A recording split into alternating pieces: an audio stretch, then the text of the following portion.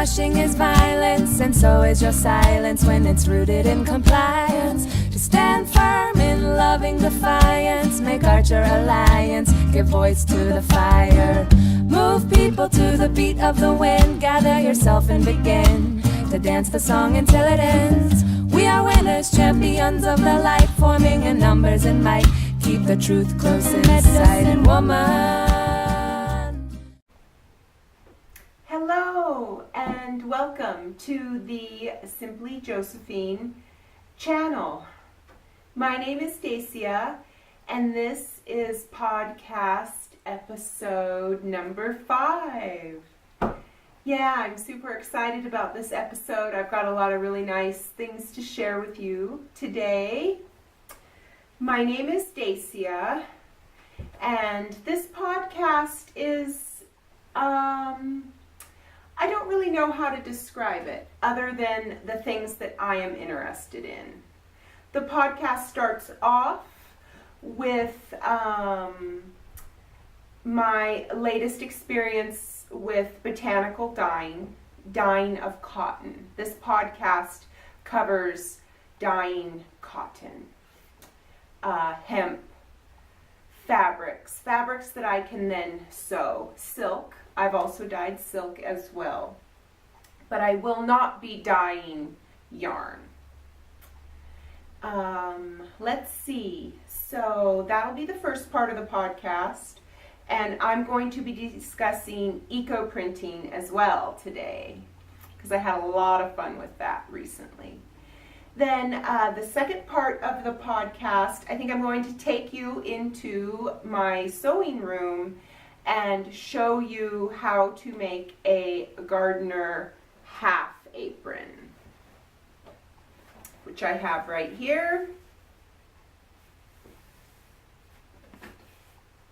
I just think it'll be easier if I just show you a few things right in the sewing room with the ironing board, because I haven't written a blog post on how to make this apron.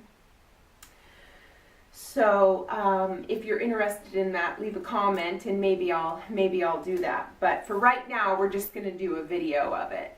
And then the last part of the video, podcast, I'm going to discuss my latest creations with fir tips. The spruce and fir tips are here in our corner of Northwest Montana, and I'm going to share some of the latest things I've been making with those. Then to finish up the podcast, I may do a little chit-chatting about what's going on around here in our household. There will also be in the description box a time stamp of each project, basically. That way, if you are here only for the fir tips, you should be able to look down there and it will give you the exact time that the fir tip part of the podcast starts. Same goes for creating the half apron or discussing the latest botanical dye project, which is a madder root eco print.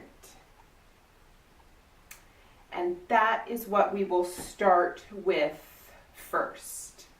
The madder root eco print. We are eco printing. Look at how pretty a design or pattern you can make, or you can just put leaves, any leaves, to make a design. We collected these leaves this morning and we got a lot of tannin-rich leaves. Let's see, like cherry. Oh yeah, we got choke cherry. What else did we get? I think there's some hawthorn, aspen, maple, alder, willow. And we're trying the woodworm, see what happens there. Artemisia. And yeah, so. And we have soaked our leaves in a iron bath. And what was the ratio again? I put 1 teaspoon of ferrous sulfate powder in here. About That's a gallon, would you water, say? about a gallon, maybe Yeah, more. a teaspoon 1 teaspoon of powdered iron. And these have been soaking for a couple of hours. And they are being placed on alum mordanted cotton. And then, oh, Mitt wants out. Will you open the door for him? We did an alum mordant and then chalk bath. Come on, Mitt. And we will roll these up shortly and see and steam them. We are now rolling up the Eco Print fabric that we are now going to steam. Once we have put the iron-soaked leaves onto the fabric, we roll it up tight or loose or kind of in between. Make sure that the plant material has full contact with the fabric as much as possible. There we go. Maybe we'll tap a little bit more. There we go. And then it's folded in half and rubber banded.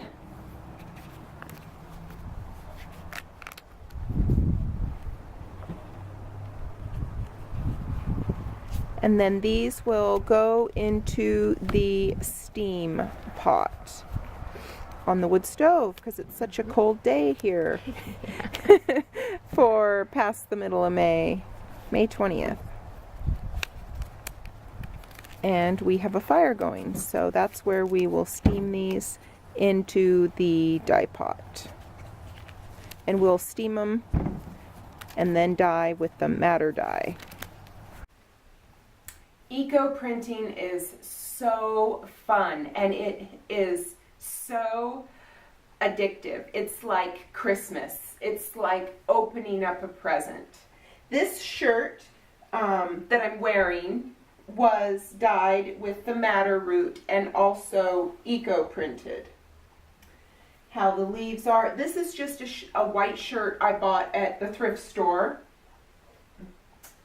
and then decided to eco print. These pants are also madder root dyed. They are silk. All right, starting off. So as with all of the dyeing of cotton, botanical dyeing of cotton, silk, linen, whatever you're going to dye, it must be scoured first.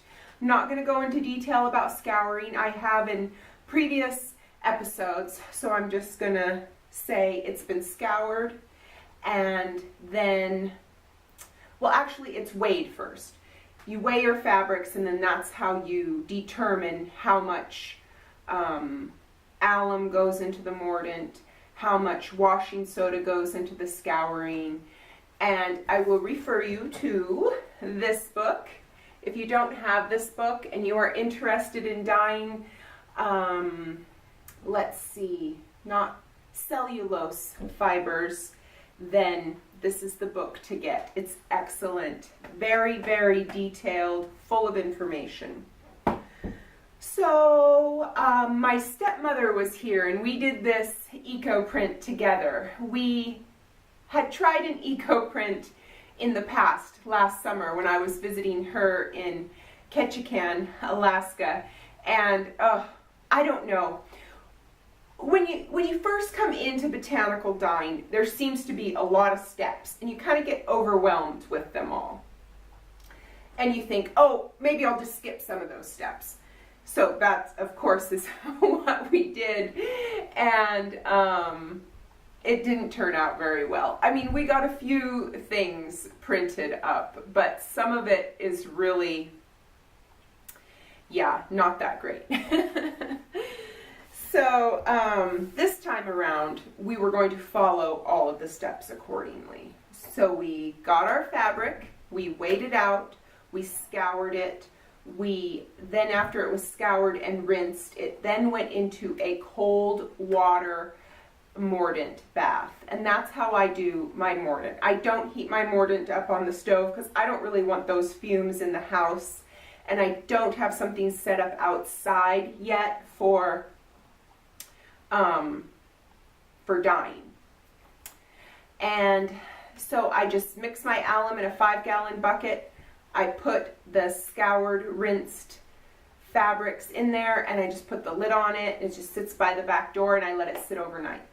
Then we took those out and rinsed them and put them into a chalk bath to kind of make there be more consistency in the dye. If you're not crazy about there being a lot of consistency, you want it to be kind of tie-dye effect, then you don't have to do the chalk bath. Again, this book goes into detail about chalk or wheat bran bath. So we did the chalk bath, and then we went out on a walk and we gathered so many tannin-rich leaves.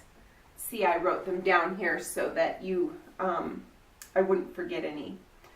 Birch, alder, willow, rose, cherry, apple, peach, plum, sumac, maple, and chokecherry. We didn't get all of those leaves.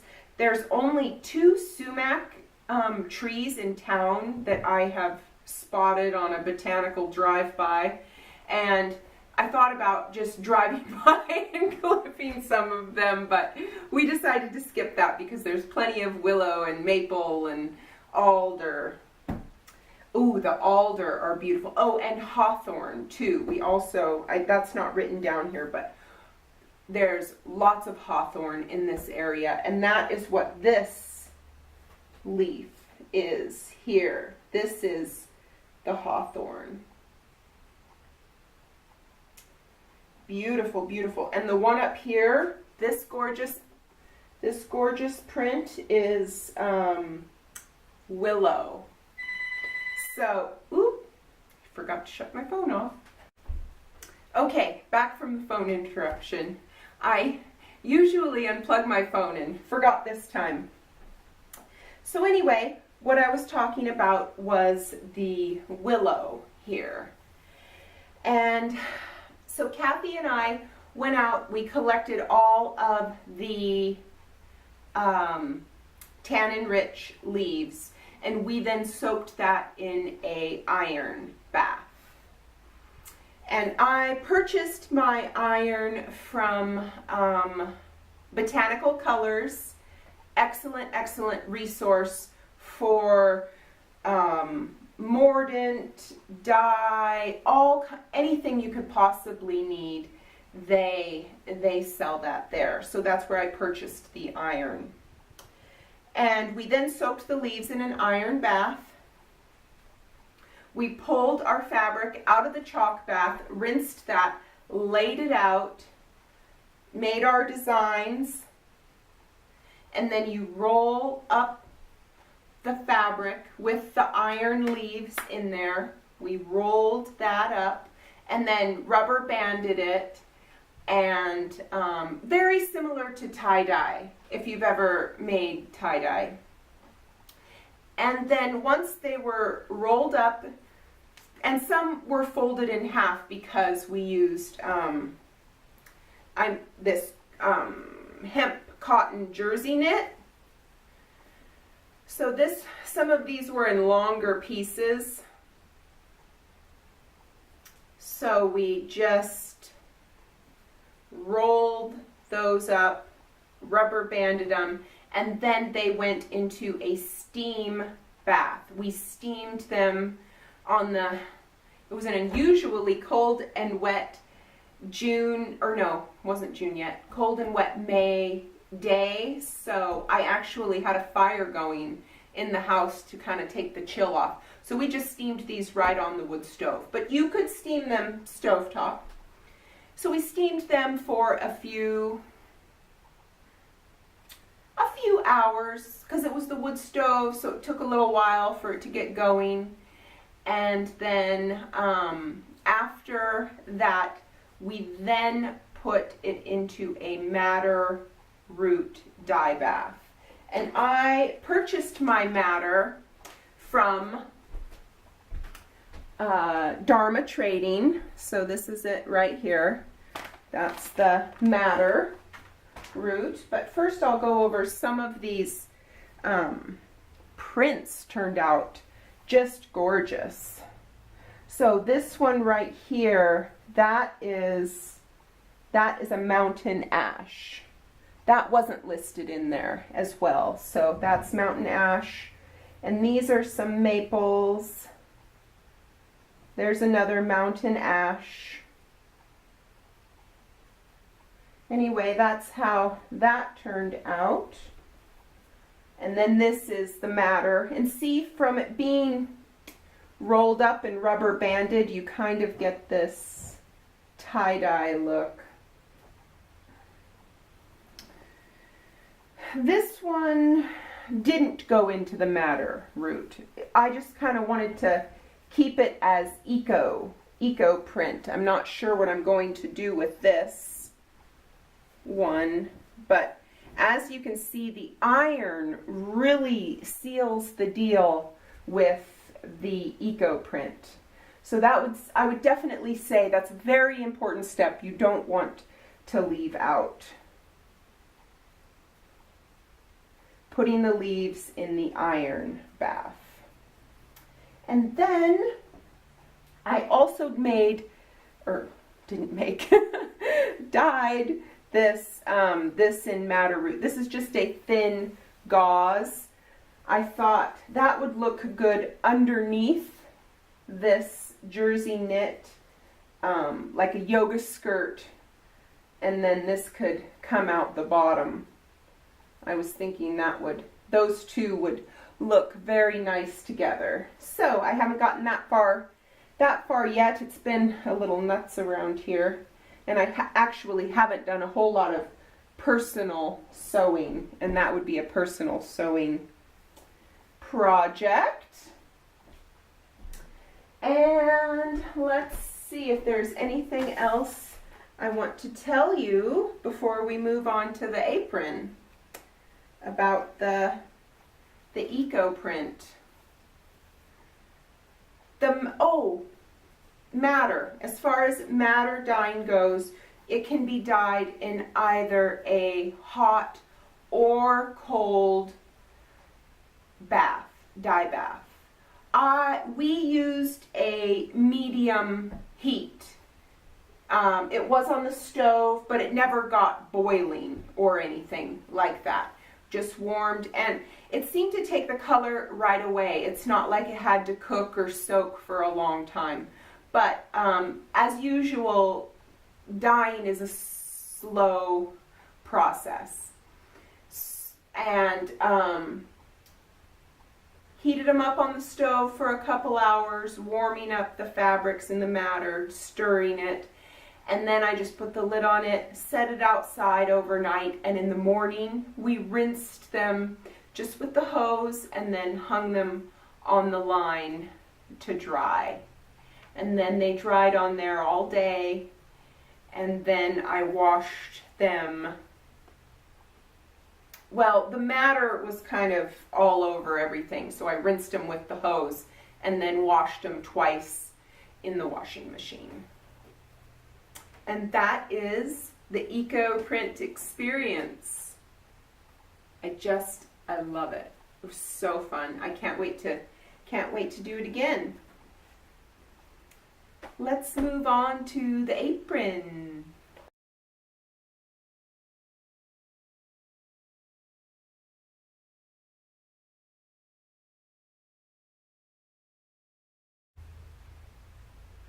This is my first attempt at a tutorial, so we'll see how that goes. Feel free to leave a comment or reach out if you have any questions, or I leave something out, because that could definitely happen. These have been on my sewing table for days now. I am making 20 of these for a friend of mine, Jag Products. She has a little part of her website is called Sidekick, and she features other women entrepreneurs.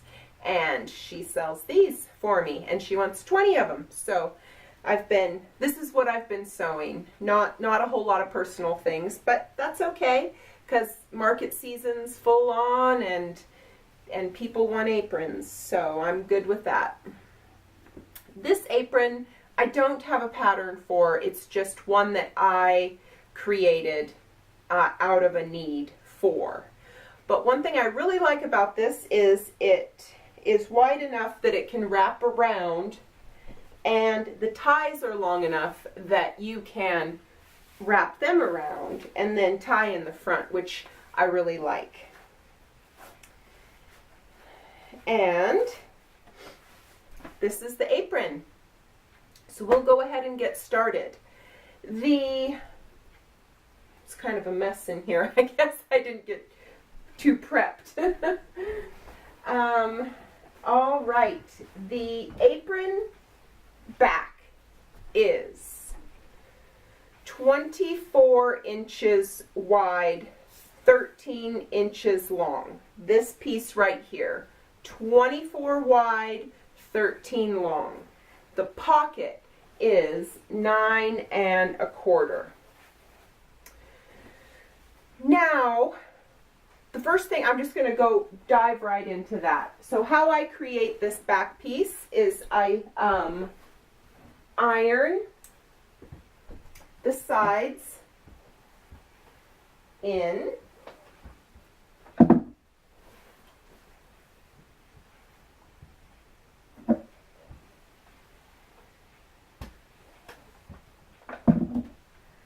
So once I've done that, I just fold and stitch both sides. So fold and stitch those, and then same with the pocket. Whatever the top is going to be, I just fold and iron, and then just roll over and stitch. So once you get those two pieces done,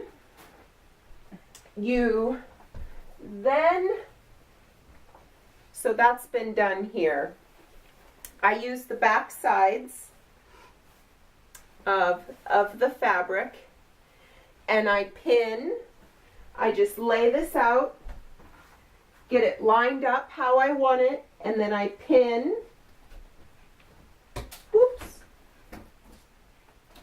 I pin where it's going to go, and then I just zigzag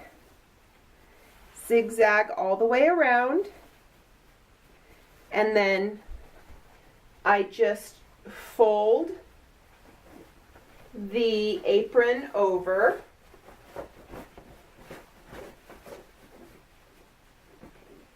like so.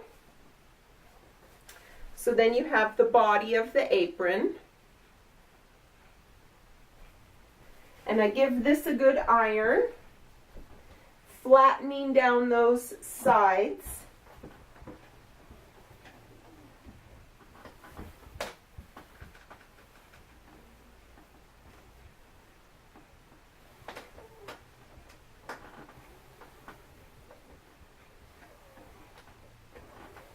Once you get that all ironed out, then I top stitch from here down all the way around the apron, and then that is basically the back piece, the main part of the apron. So then once that is top stitched along here to secure it, then I move on to attaching the ties. And the ties are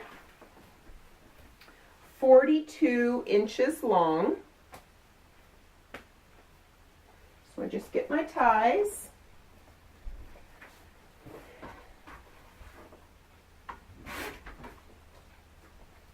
Measure that out.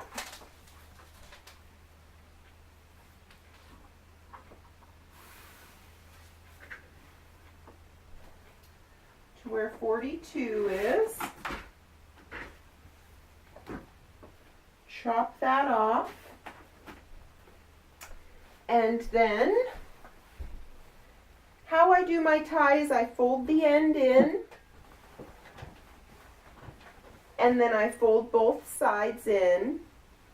Oh, I forgot to tell you, the ties are 4 inches long, 42 inches wide,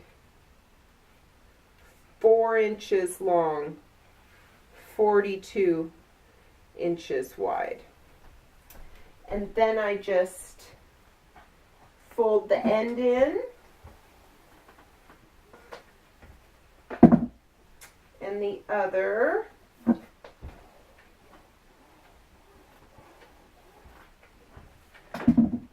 So it looks like this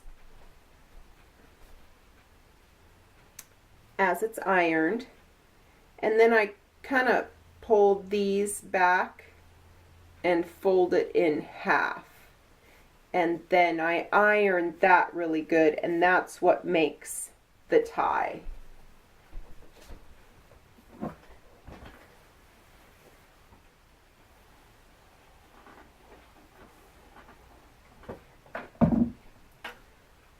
So once that part's done, I then just stitch. I just start at the end and I stitch up here, top stitch. I go back and forth at the end a little bit because it gets a little bit of wear and tear.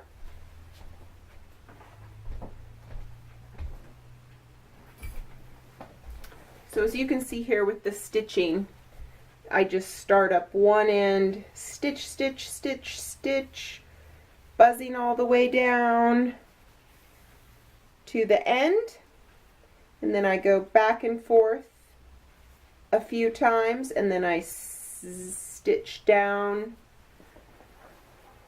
there, and that's the tie. So you do that twice. And then, let's see, we'll just pretend that this is stitched, and I'll quickly zip this up and show you how to do that.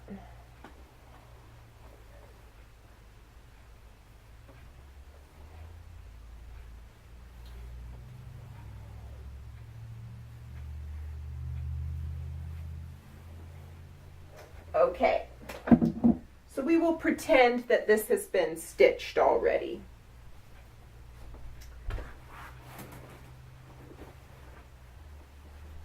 I get my apron piece. I attach the tie just like that to here, and I zigzag. And I do that on both sides, of course. Zigzag that up so they're nice and attached. I go a couple inches in and zigzag. And then if you're interested in adding this little loop for clippers or to hold something, I've added these to this apron because my friend who sells these, the Jag products, that is a fencing company. And so they like this for putting all the plugs in the aprons, and then they have this for the tool that they use to attach them. So, but you could use this for any sort of garden tool to help secure it to you, or you could leave it out too. This is just 2 inches long and 8 inches wide, and it's sewn in the same fashion as the ties. So that's that.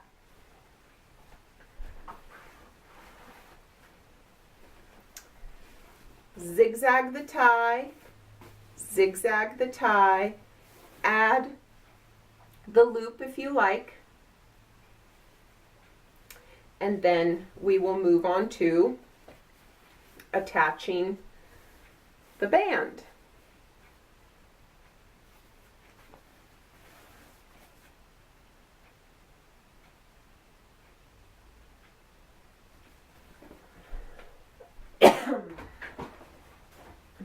Okay, so the band is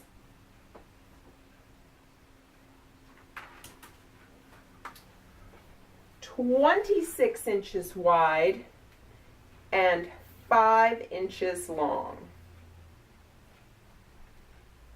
And I just go over to my apron that has the attached ties, and I just fit it as I'm ironing it.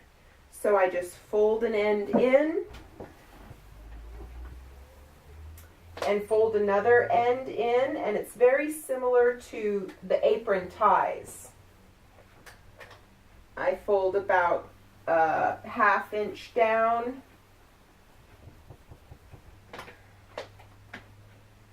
and then a ½ inch up.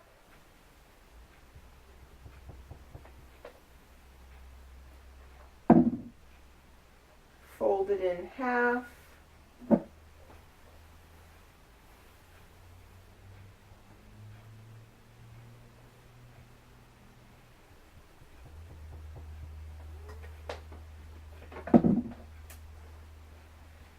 And then there you have the band. So let's pretend this has the ties coming out the end. You just, slip that in there like that. And you pin it. So I will show you that. Again, we're pretending that the ties are already sewn on.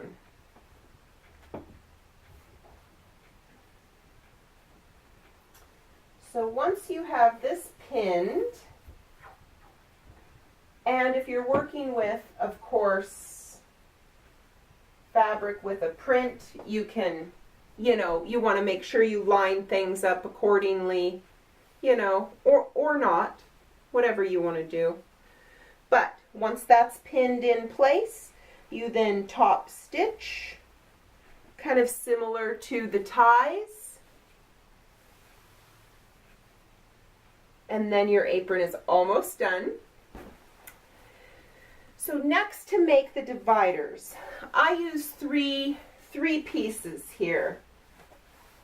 And you're welcome to do whatever you want. You could just do one down the middle and have 2 big pockets on either side if you wanted to put larger things in there. But how I do that is I just lay it out. Move this over so maybe you can see a little bit better. I measure. So the apron started out 24 inches wide, but once you fold them in and add the pocket and everything, the apron goes down to 21 inches wide. So it's 21 inches, so obviously divide that by 3, that's 7. So I just take my tape and I measure 7, and I just mark at the top and bottom with the safe pins.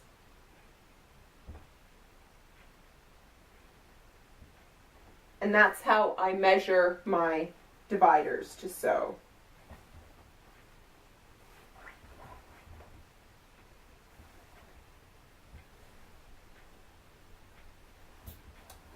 So that's what that looks like there, just marking where you want them to sew. And then you just stick this under your machine and top stitch down. And I do 2, where'd my, oh, here it is. And then I do just two lines. As you can see here, there's 1 stitch, and I go back and forth quite a bit up here because there's a lot of wear and tear right here. And then I do that again right next to it, just measuring, with your foot. And then, so that's that.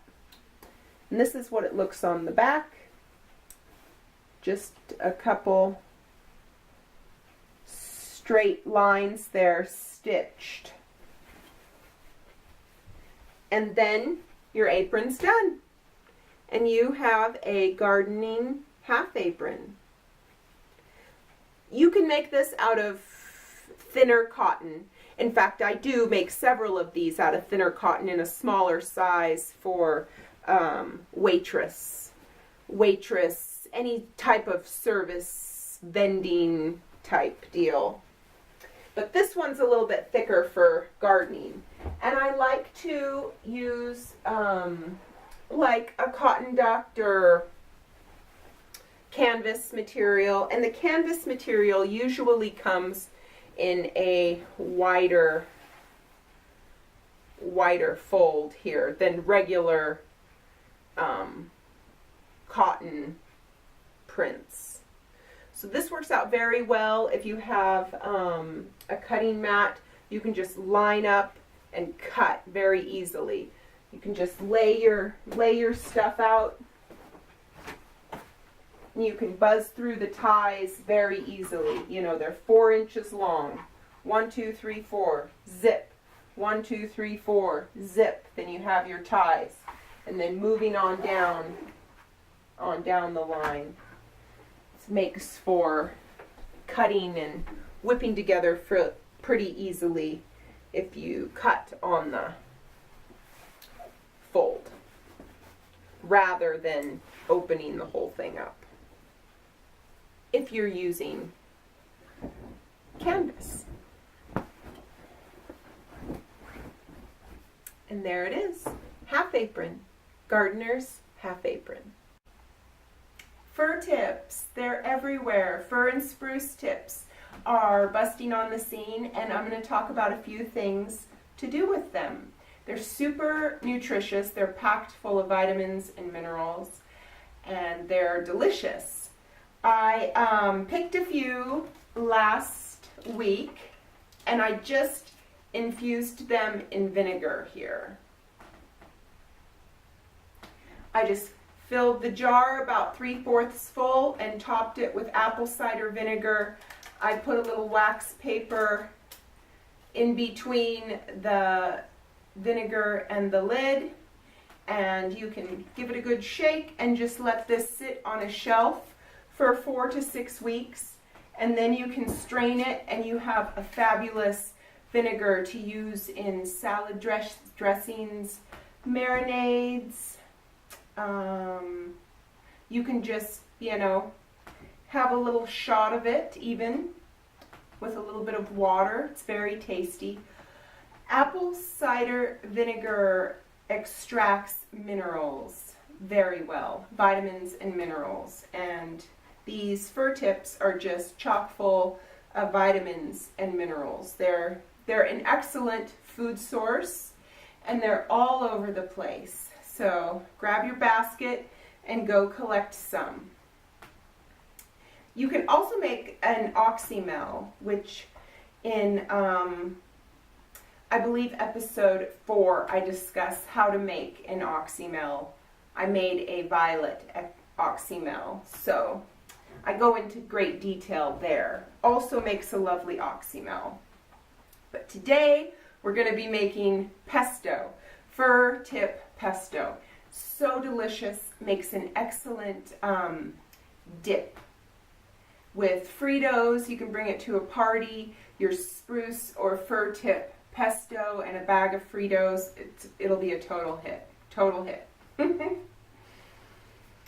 So the pesto recipe that I like best comes from Cammie McBride's book, The Herbal Kitchen. Excellent book, and it is just a very basic pesto recipe. It calls for 3/4 cup olive oil, 2.5 cups fresh leafy green herb, in this case. going to use the tips. You can also add savory herbs if you want. I am not for this batch. 1/4 to 1/2 cup nuts or seeds, 2 to 3 garlic cloves, and salt. So I am going to use today the fir tips, walnuts, garlic, here's my salt, and olive oil. Go ahead and get started here. I'm just going to pop my garlic open. Just put that in the bottom of the food processor here. I'm going to use 4 cloves of garlic. A couple of them were kind of small. And you can weigh out, or you can measure out the ingredients, but I do not. I just eyeball it. So walnuts, it said roughly 1/2 cup. So I just dumped some in there.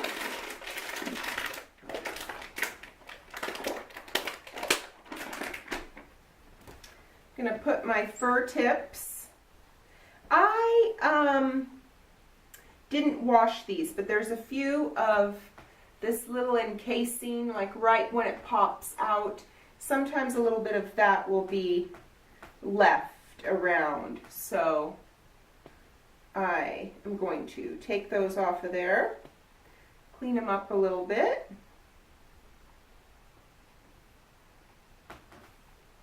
Then I'll loosely, there's a little rumbling.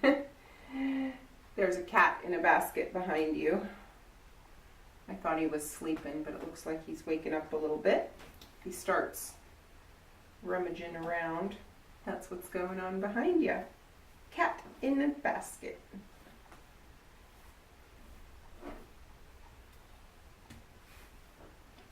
All right, so there that is. Going to sprinkle generously salt.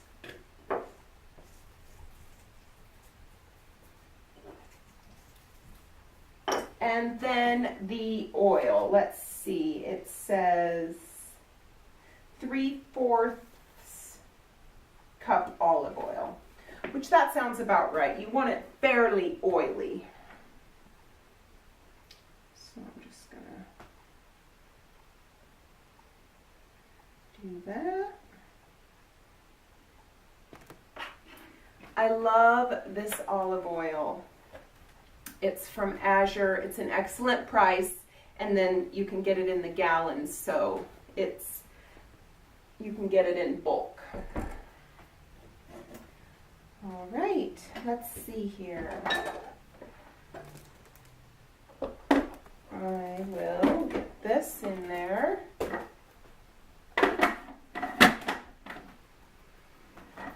Okay. This will take just a minute. It's pretty loud, but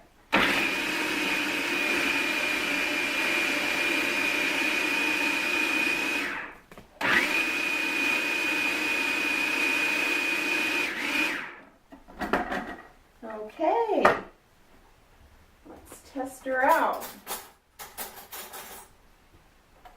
Might need to mix a little more. In fact, sometimes the spruce and fir tip pesto can be kind of grainy almost, so you can, it works out fine as a dip or spread as well on pizza. This is excellent instead of the tomato sauce on a pizza.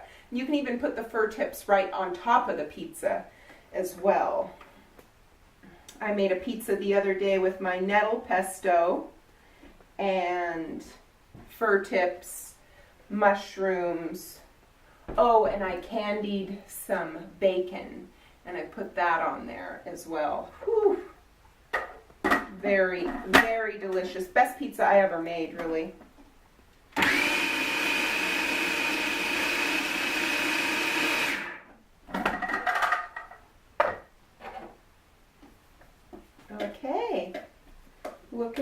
now you can just spoon this into a bowl and take it to a party as a dip, or spread it fresh on your dough and make a lovely pizza, or you can even put it on noodles with a sprinkle of fresh Parmesan cheese. Very, very delicious. Oh, it's also good on toast. You can just toast your piece of bread and then spread heavily with pesto. Very, very delicious. Mmm. So fresh. I'm going to wrap up the podcast with a little chit chat. Tell you what's been going on.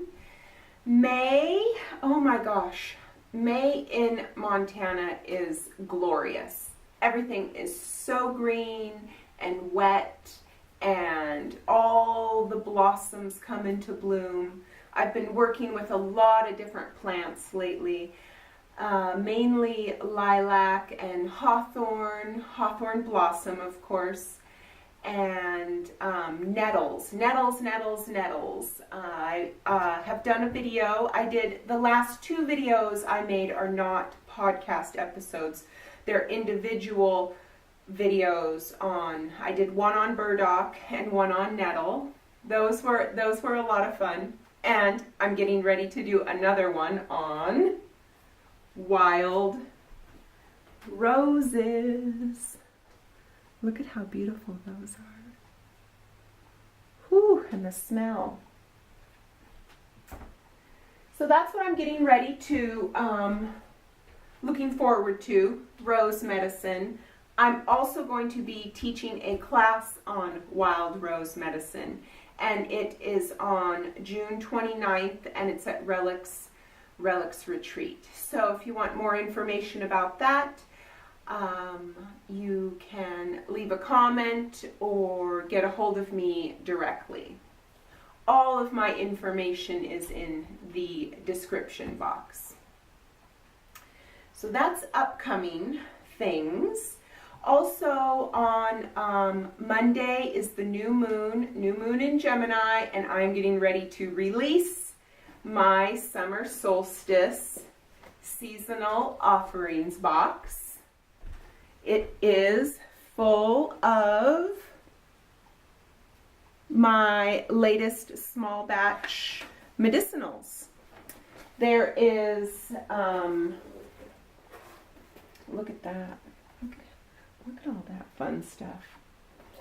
I have 2 bars of essential oil-free rose yarrow soap made with local beef tallow. I made a lavender calendula whipped tallow balm. Very nice on your face or all over. Smudge stick, a grand fir cedar lilac, and some of them have sagebrush blossoms in there as well, from just our prairie sagebrush, not white sage or anything like that.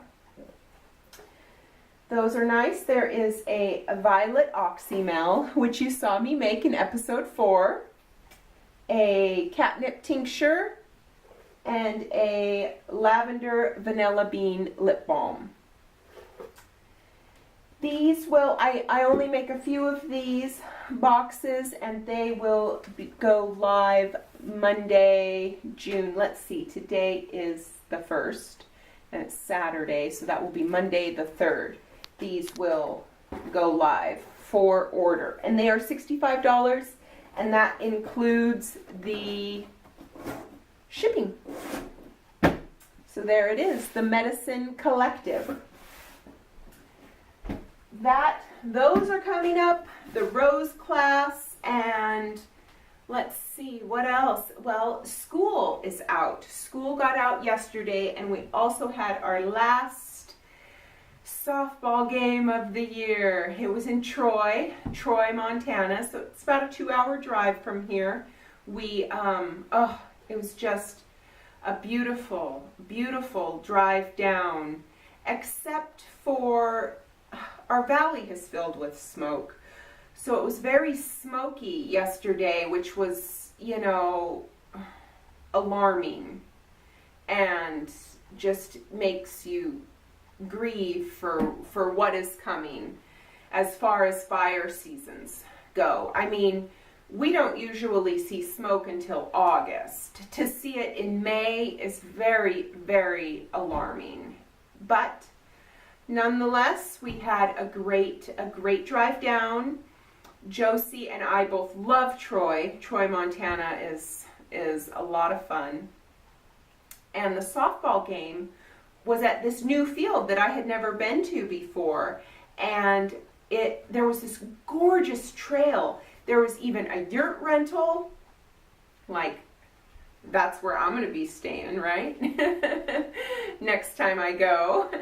And the river was so pretty. The elder flowers were just about ready to bloom, and the wild roses were blooming.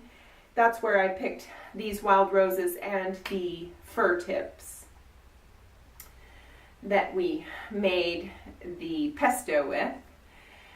And let's see, that was a lot of fun. We got home kind of late, but who cares? It was a very fun day.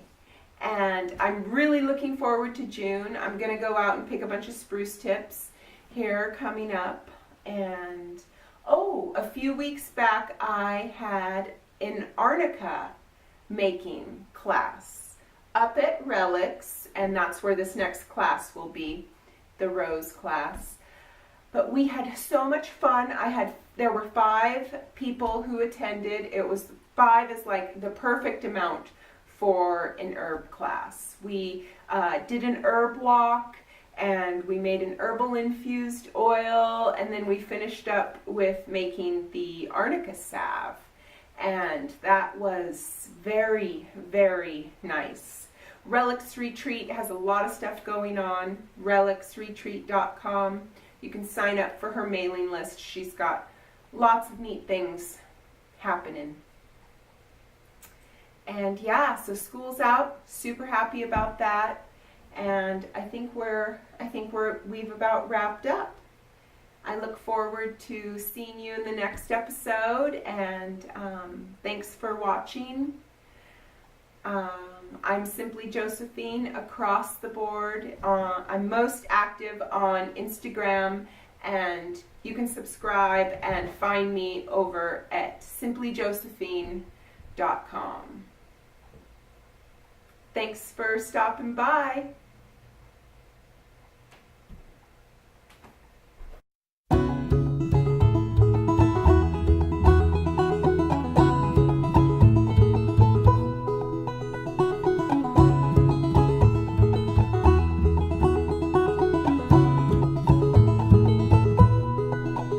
We are moving in wider circles. We are opening our circle. We are moving in wider circles. We are opening our circle. We are moving in wider circles.